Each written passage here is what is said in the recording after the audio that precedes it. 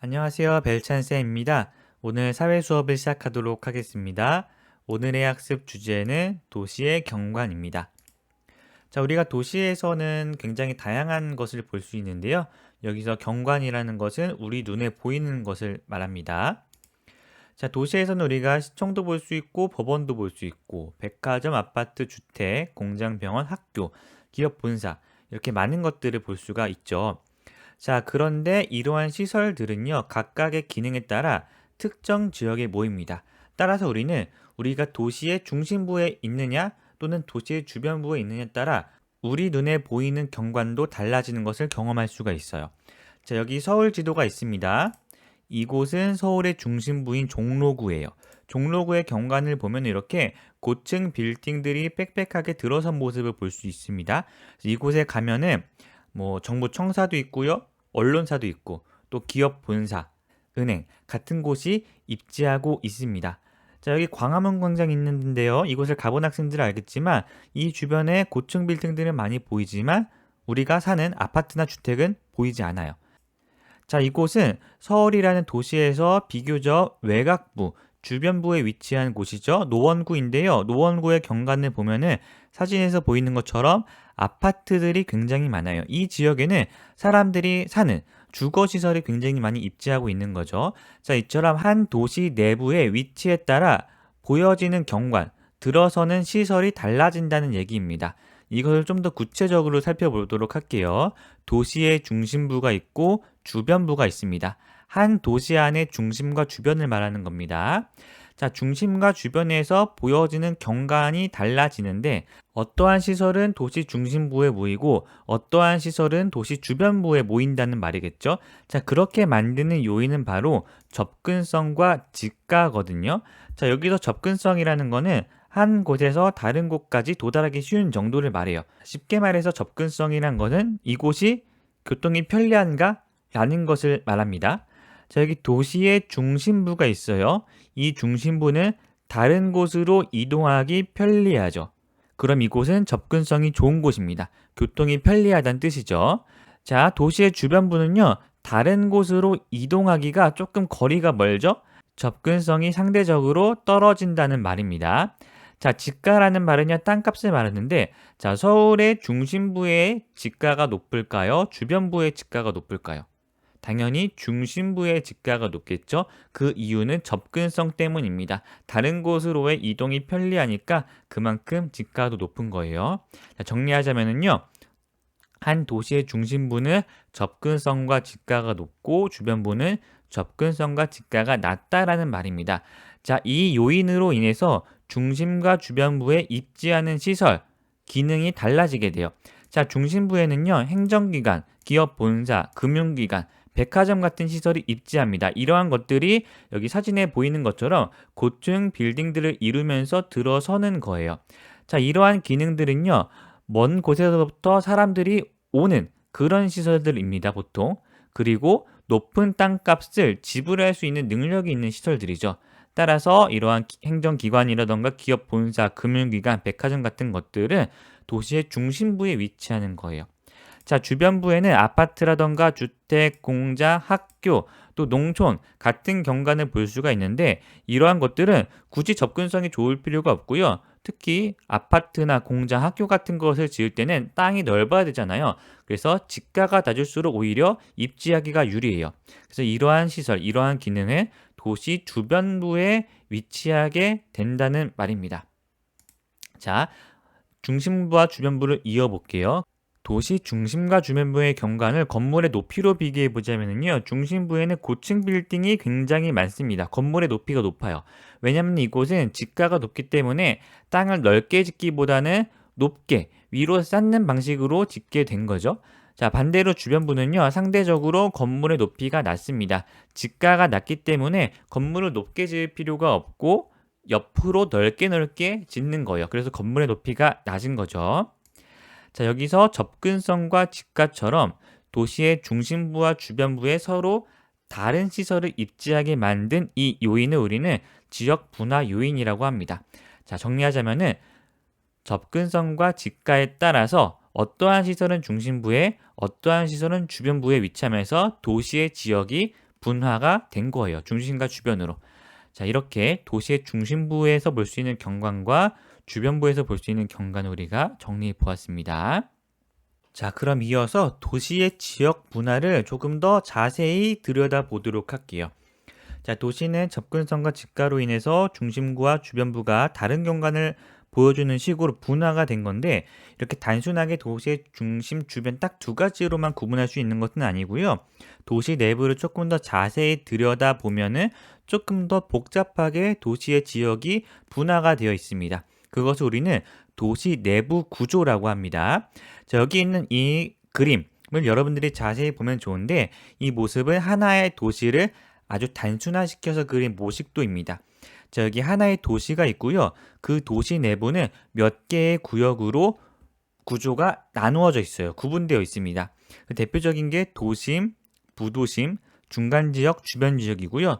가장 바깥 테두리엔 개발 제한 구역이 있고요. 그 도시 바깥으로 위성도시라는 것이 존재해요. 자, 이렇게 한 도시는 그냥 하나의 덩어리로 존재하는 것이 아니라 여러 개의 구조를 띈 모습으로 존재하고 있다는 겁니다.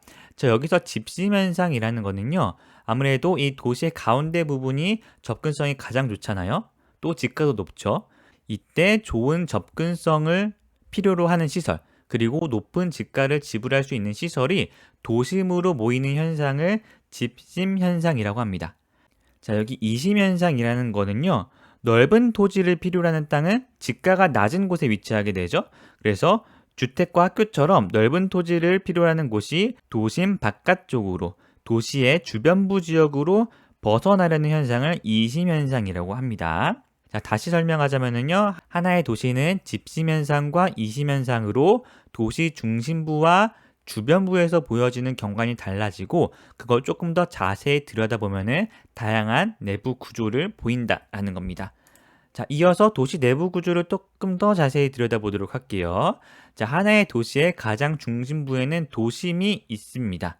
자, 이 도심은 도시 안에서도 접근성이 가장 좋고요. 또 지가도 가장 높은 곳이겠죠.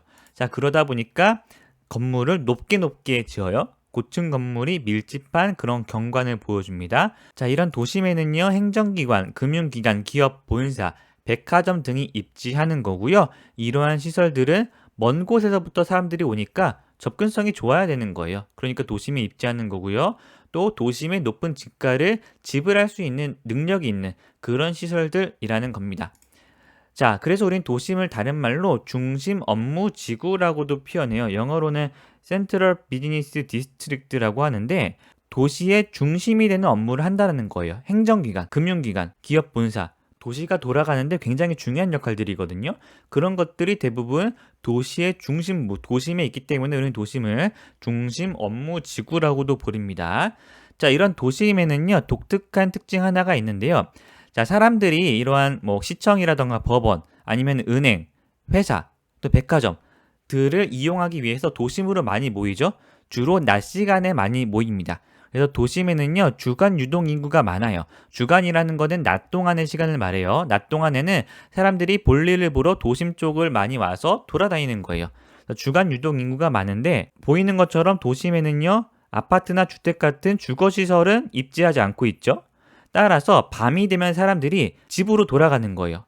야간의 유동 인구는 적어지는 그러한 모습을 보여줍니다.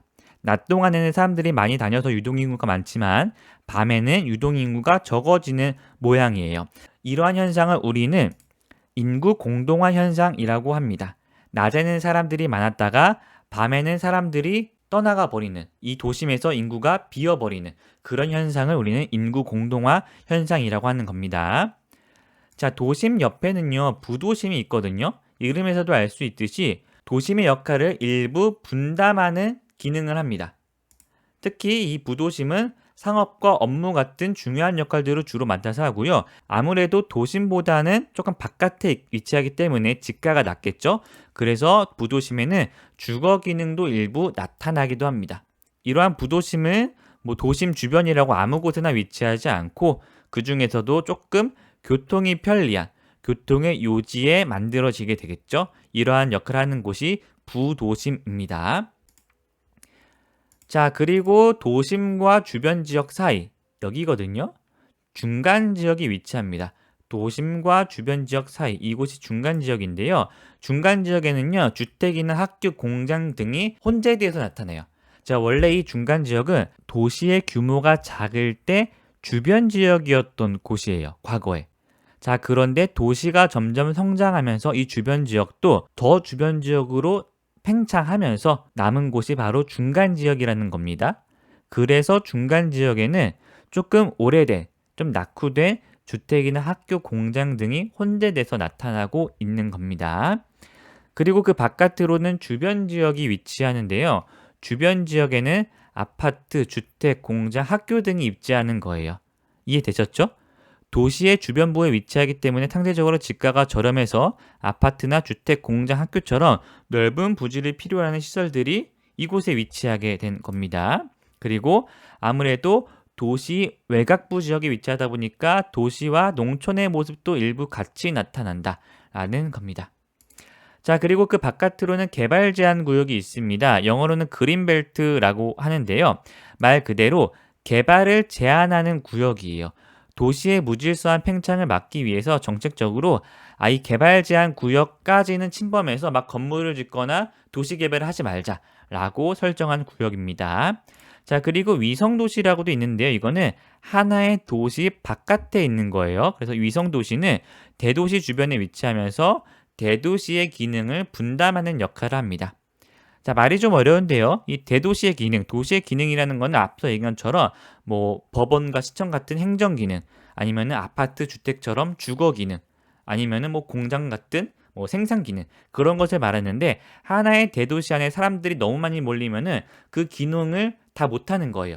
도시 주변에 그 대도시의 기능을 분담할 수 있는 위성 도시를 만드는 거죠.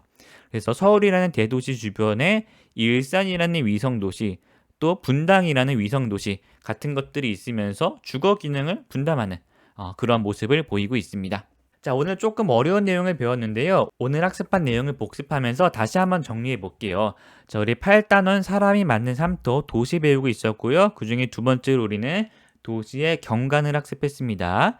자, 도시에서 우리는 다양한 경관을 볼 수 있는데요. 중심과 주변에서 볼 수 있는 경관이 다릅니다. 자, 중심에서는요, 행정기관, 기업, 본사, 금융기관, 백화점 같은 것들을 볼 수가 있고요. 평균적으로 건물의 높이가 높습니다. 자, 도시 주변부에서는요, 아파트, 공장, 주택, 학교 같은 것들을 볼 수가 있고요. 평균적으로 건물의 높이가 낮습니다. 자, 이렇게 도시의 시설들이, 도시의 기능들이 중심과 주변에 따라 다르게 분포하는 것은 접근성과 지대 때문인데요. 우리는 이것을 지역 분화 요인이라고 합니다. 자, 중심부는요, 접근성과 지대가 높고요. 주변부는 접근성과 지대가 낮기 때문에 서로 다른 시설들이 입지하고 그에 따라 보여지는 경관도 달라지는 겁니다. 자, 이때 도심으로 집중하는 것을 우리는 집심현상이라고 하고요. 도심에서 벗어나는 것을 이심현상이라고 합니다. 자, 도시 내부 구조는요, 도시의 가장 중심부에는 도심이 위치하고 중심 업무 지구 CBD라고도 표현합니다. 접근성과 집가가 가장 좋고 높은 곳이고 건물의 높이도 높죠. 이곳에는 행정기관, 금융기관, 기업의 본사, 백화점 등이 입지하고요. 인구 공동화 현상이 나타납니다. 이 현상은 주간의 유동인구는 많은데 야간 유동인구는 적기 때문에 발생하는 현상이에요. 자, 부도심이 도시의 기능을 분담하고 있고요. 상업 및 업무 기능이 나타나고 아무래도 집가가 도심보다는 낮기 때문에 주거 기능이 일부 나타나기도 합니다. 이 부도심은 도심 주변 교통의 요지에 형성됩니다. 자, 중간 지역은 도심과 주변 지역 사이인데요. 과거의 주변 지역이었던 곳이에요. 그래서 좀 오래된 주택이나 학교, 공장 등이 혼재되어 있습니다. 자, 주변 지역은 아파트나 주택, 학교, 공장 등이 입지합니다.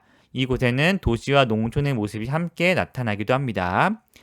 자, 그리고 개발 제한 구역도 있어요. 그린벨트라고도 하고요. 이것은 도시의 무질서한 팽창을 방지하는 그런 역할을 하는 거고요. 도시 바깥에 위성 도시가 존재하는데 이 위성 도시는 대도시의 기능을 분담하는 역할을 한다라고 정리할 수 있습니다. 자, 오늘 수업 여기까지고요. 긴 시간 시청해 주셔서 감사합니다. 그럼 안녕히 가세요.